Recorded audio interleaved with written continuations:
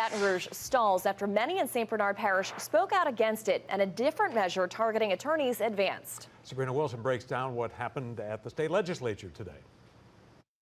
A bill related to the planned Louisiana International Terminal and a proposed roadway in St. Bernard Parish had opponents voicing concerns at the state capitol. You see St. Bernard written all over this bill, but there's no St. Bernard running the bill.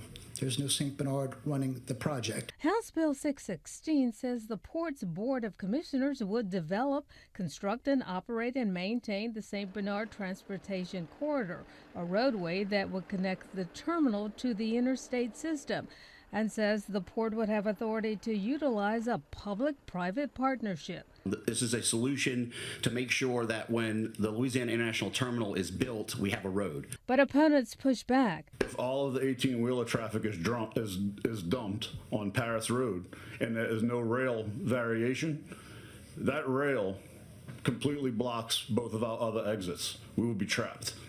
And there's multiple solutions that can be made. That road can go all the way to Florida Avenue and keep all the 18-wheeler traffic completely out of St. Bernard Parish. We want to build a road consistent with when we're building the port. This is the way to do that. This is the correct way to do that. In the end, those from St. Bernard scored a victory when the bill failed to get out of committee.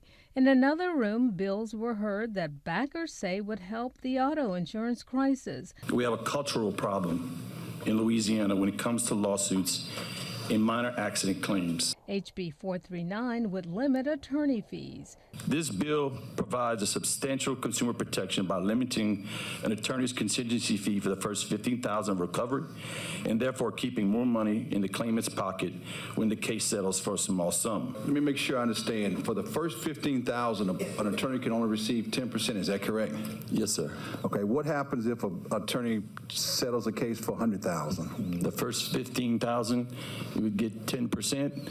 And then if you're on a contingency fee basis, it's whatever you settle for your fee on the remainder. Still, the bill was met with some resistance from some on the Civil Law and Procedure Committee. Understand, when you get an accident case, you've got to deal with the vehicle.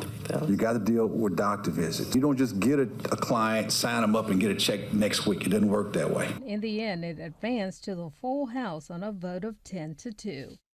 And another auto insurance related bill that moved out of committee today says people in the country illegally would not be entitled to a personal injury award for general damages and for past and future wages.